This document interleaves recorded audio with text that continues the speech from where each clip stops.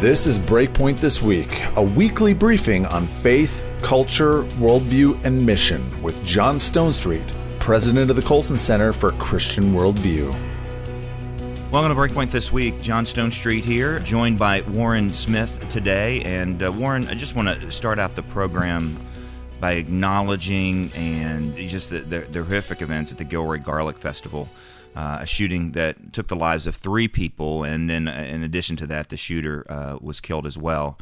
It's like a common occurrence, and the questions of why now are becoming quicker and quicker and quicker. And people, before the shooting, before we even knew the details of this shooting, I mean, I'm sure this is always the case, but I went on Twitter just because a lot of times that gives you the latest breaking news, and what it got me was the latest breaking misinformation about how many people were shot, how many people were killed, that they knew who it was, that it was obviously a Donald Trump supporter, that it obviously was someone who was a communist, that it was obviously someone who was this or that or the other. And all of that turned out to be wrong. And, I guess part of my question, Warren, is that with that kind of quick gut-level response that social media allows, even just 2 to 3 years ago when an event like this would take place, people were a little bit more calm, at least in the first few minutes. They were a little bit more reserved. They wanted to get the information before they just started putting out opinions. It's almost like there's a jadedness, not only just to the shooting, which I think that's something we've got to talk about as well, but that social media, people don't even care about putting out bad information anymore. Well, I think that's right. And, social media has also created a lot of bad behavior on the part of the media as well. Media are rewarded by being first, so they will put stuff up on their website or pop stuff out on social media without knowing all of the facts, or even whether the facts that they think are true are actually true. It creates a couple of problems. One is that there's just a whole lot of falsehood out there. And for those of us who are Christians who care about the truth, that's an issue in and of itself. But secondly, it also creates a false impression that things are a whole lot worse than they are. When something happens, it's immediately all over social media. And a lot of these are stories that would never have been reported 20 or 30 or 40 years ago. In fact, I'm reading a book called The Death of Politics by our friend at the Ethics and Public Policy Center. His name is Peter Weiner, John, and he talked about a series of bombings in the late 60s and early 70s. There was a period of time where there were 5 bombings a day in the United States from radical groups like the Weather Underground and so on. And yet they weren't reported every day because the media, we were just operating in a very, very different media environment.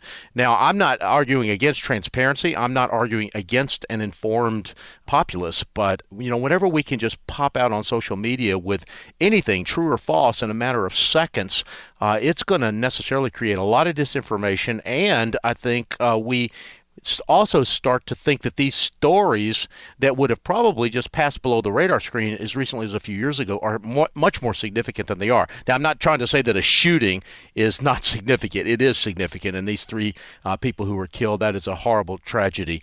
But you're right, social media is contributing to a tremendous sort of era of disinformation these days. Well, the pressure that it puts on people is really astonishing. I just saw this kind of in live action in recent weeks.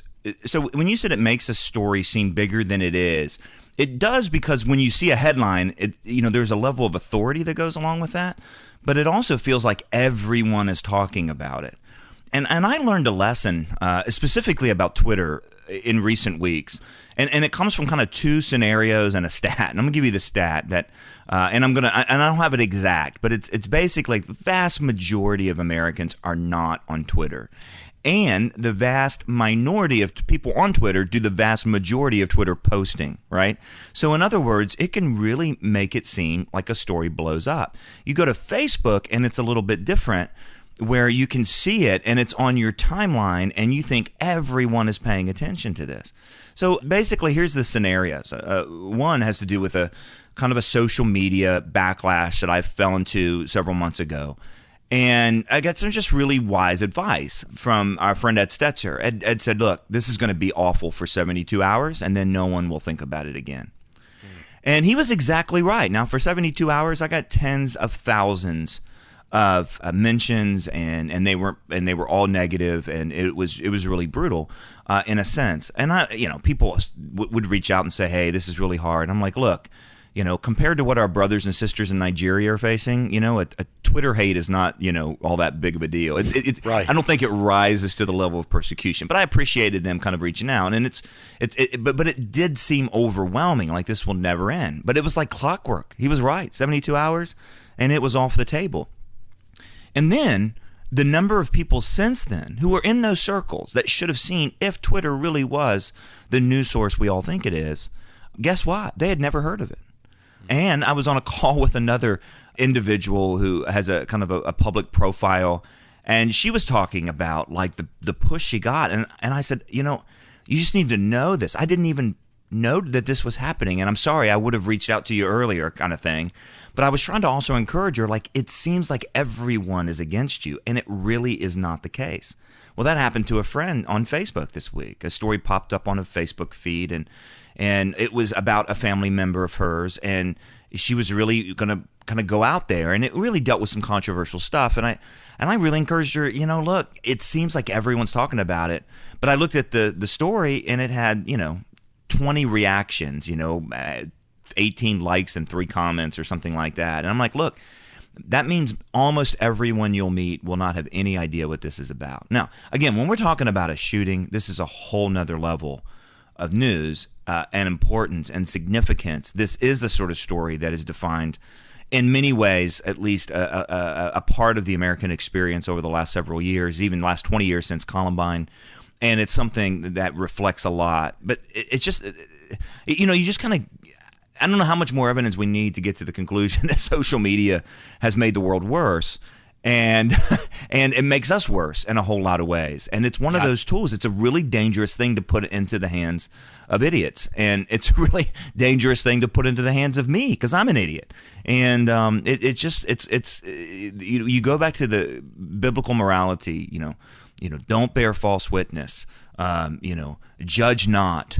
That you can just kind of go down the line.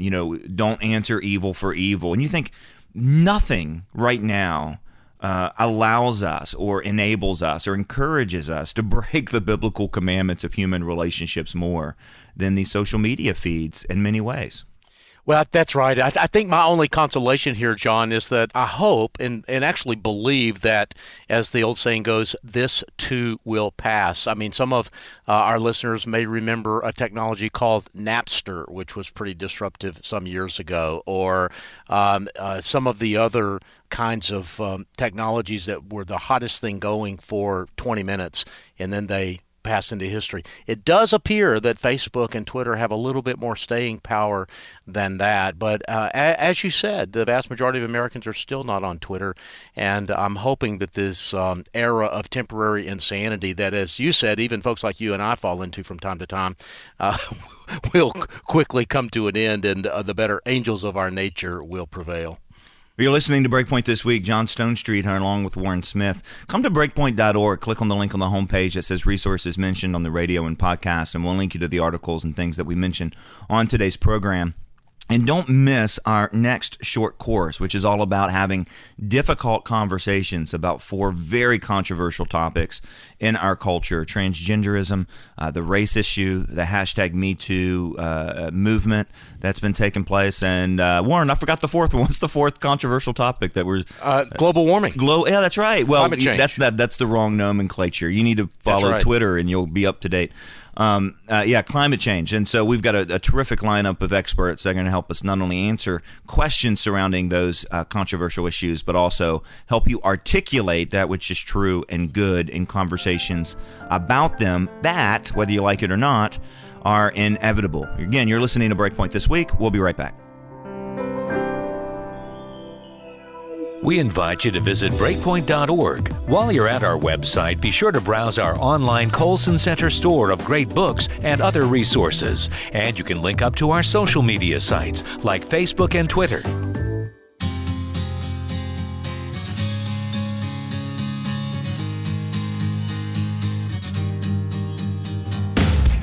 Well, we're back on Breakpoint This Week. John Stonestreet here along with Warren Smith. We spent the last segment talking about the Gilroy Garlic Festival shooting, tragic event in California that claimed the lives of 3 people, and in addition to that, also the shooter, and about a dozen or so injured. And just horrific that this continues to be part of the American experience. But so much has been said about that shooting, and so much is not known about really, what's behind all when these events take place. And so we talked about the social media aspect, which in many senses misses the real heart of the story, and that's kind of the point. And I want to use that to jump off on to something else, which was an enormously important story for a certain amount of the population. And it's amazing. A friend of mine who runs an organization that really works with teens and 20-somethings, Joshua Harris made an announcement this week about not only leaving the principles of his best-selling book I Kissed Dating Goodbye, which he did a couple years ago, or that his marriage was falling apart, which he made that announcement a couple weeks ago, but basically on Friday he's announcing, hey, I'm walking away from Christianity. Now, it wasn't, I'll let his own words kind of say it. It's basically a falling away is how he put it. And so much has been said and so much has been written. My friend said nobody in their teens and 20s in his organization really knew that much about him. They may have heard of him, but it wasn't that big a deal. Of course, if you're in your 20s and 30s, his book was highly influential in youth ministry, either for or against. Like, it became kind of the foil, like, this is how we're going to do things, or this is exactly how we're not going to do things. So the announcement in that demographic was really big, and he was a high-profile pastor with Sovereign Grace Ministries. But there's been some really interesting things noting how this announcement was made. And that's what I want to bring up, not to continue our harping on social media, but there's a little bit of strangeness when you say, okay, I am questioning my faith. I used to be a pretty high-profile guy. I'm rethinking everything.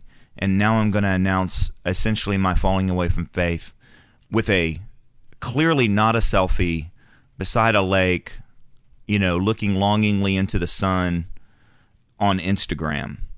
Is that as odd as it sounds? Well, it is as odd as it sounds, unless, John, you understand what we've been talking about, what the current media environment is. And it's what is required. It's what is demanded by sort of this voracious media machine these days. And I'm confident that one of the folks demanding it, if at least implicitly, if not explicitly, is probably Joshua Harris's next book publisher. John, you and I have both published a few books in our careers, and you know that whenever we're talking with the publishers, one of the things that they ask you about is, how many followers do you have on social media? How many friends do you have on Facebook? Publishers care about this kind of stuff. And rightly or wrongly, I'm not sure it does a whole lot of good, but the publishers certainly think it does. And I wouldn't be a bit surprised if Josh Harris's posts on Instagram and other social media platforms are attempts to bring his social media platform sort of up to speed so he can write a book about all of these events. And I hate to be cynical, or certainly can't speculate much about the future, but if I were a betting man, which I'm not, that would be my bet, is that he's burnishing his social media platform, growing his platform in this way in anticipation of a book. And of course, I should say that those who are opposed to Christianity, and that includes many in the secular media, they love this stuff. It provides an opportunity for them to write about Josh Harris and to, kind of get in a couple of digs at evangelical Christianity while they're at it. I've tried really hard not to be cynical about it, just because I don't know Josh. And I've known other parts of members of his family, and they're just incredible people. Even on the podcast conversation that Shane and I had, and by the way, if you want to go back and listen to that, it's on our website. You can also just find it on your podcast feed by subscribing to Breakpoint. I tried not to, just because his story is loaded with incredible twists and turns. I mean, he's been a part of 2 movements, you can say, that largely fell apart around him. We know about the Sovereign Grace movement and the scandal there in that denomination. Really, again, outside of his control, not a scandal that he caused or was responsible for or anything like that. And then if you go back to the kind of the early homeschool movement, his dad's name was in a list of names of people that not only were strong advocates of homeschooling, but also strong advocates of ways to talk about purity and things like that. And And not in any way the same sort of voice as some of the other high-profile voices. This is far less a unified movement. You talk about the early homeschool movement than anything else. It wasn't a unified movement. It was kind of a loose collection of individuals who were really leading what has become a remarkable thing. But at least two of those individuals have not only had fallings, but high-profile fallings, and sexual in nature, and disappointed an awful lot of people along the way. And, of course, there's a personal tragedy in the Harris family with the death of Josh's mom. And so there's a lot of things that create doubt.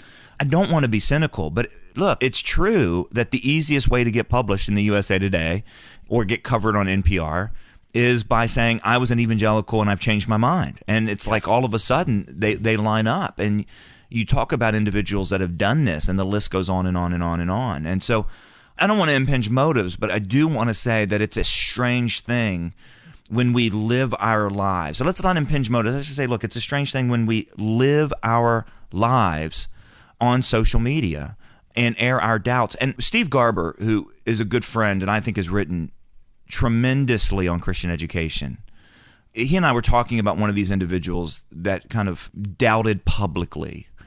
And he had this profound line and saying, I know people celebrate this as kind of helping people ask hard questions. But he said, it seems to me that this is much more inviting others into your growing disbelief.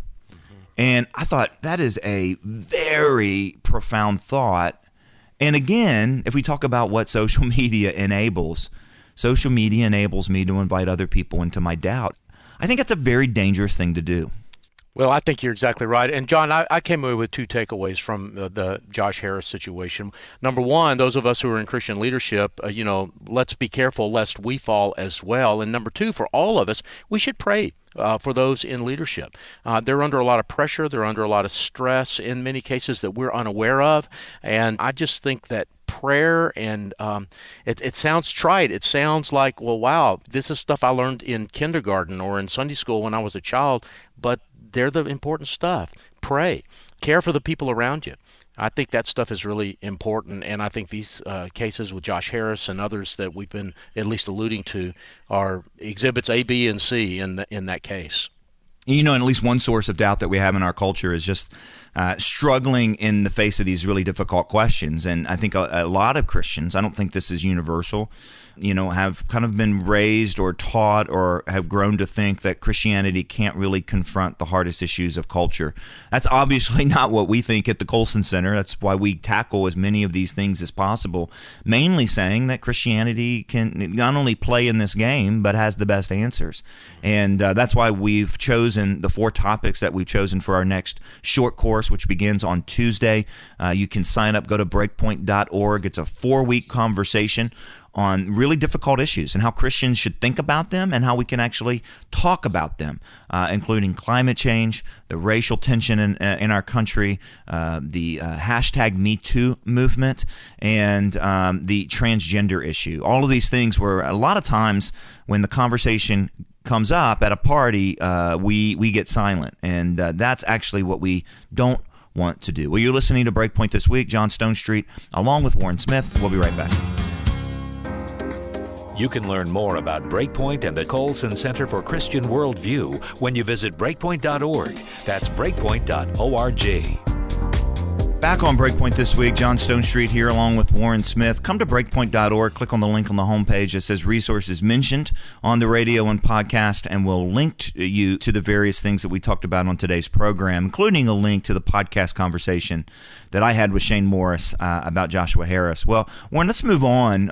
We had round 2 this week of the Democratic candidates debate, and I haven't watched any of these debates. It's just been kind of too crazy, and it just seems wrong to jump into presidential season, over a year out. But at the same time, I did watch an awful lot of highlights and followed the coverage pretty closely of it. And it does seem that in round 1, it was basically everyone needed to kind of sign up for how much they hated Donald Trump. Round 2 was a little bit more of here's how we disagree with each other. We talk about polarization. It's going to be interesting to see if the Democratic Party can come to an agenda, a set of agenda priorities, but how far left it's going to be when it's all settled out. Yeah, that's a great question. I've got a friend, and I should say in a spirit of disclosure that he is a conservative. He always says you can't outgive the Democrats, and I think that's what some Democrats are beginning to discover about themselves. If we're going to go in, we may as well go all in. So the argument, for example, on health care within the Democratic Party is whether you got the quote-unquote moderate position of Joe Biden, which is to sort of double down on Obamacare, expand Obamacare, and of course he was the vice president under Barack Obama, so there was he's got a vested interest in wanting that program to continue. And by the way, Obamacare, whether I like it or not, has proven to be pretty popular with the American people. Or going all the way over to the left is the sort of the more Medicare for all programs that are being promoted by a number of the more progressive candidates, including my favorite, I guess you could say, to watch is Marianne Williamson, the sort of the new age guru who has been very much in favor of Medicare for all and probably is on the far progressive end of that continuum, John, that you and I are talking about.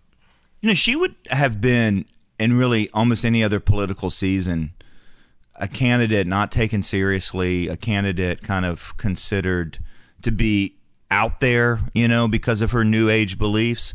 Mm-hmm. I saw plenty of coverage saying she kind of emerged as a serious player. And again, I don't think she has a long life here in this election run-up, but at the same time, what does it tell us about America that someone kind of with Eckhart Tolle and Oprah Winfrey ideas about energy and about love overcoming hate and about feelings over truth? I mean, these are kind of staples of new agey sorts of beliefs, self-help, that sort of thing. What does it tell us that, is she the Donald Trump candidate of the Democrats this time? Well, I don't think so, but I agree with you that she should not be written off. One of the things that, just from a sort of a worldview point of view, is that I think would be worth considering is the possibility that Marianne Williamson is feeling a void.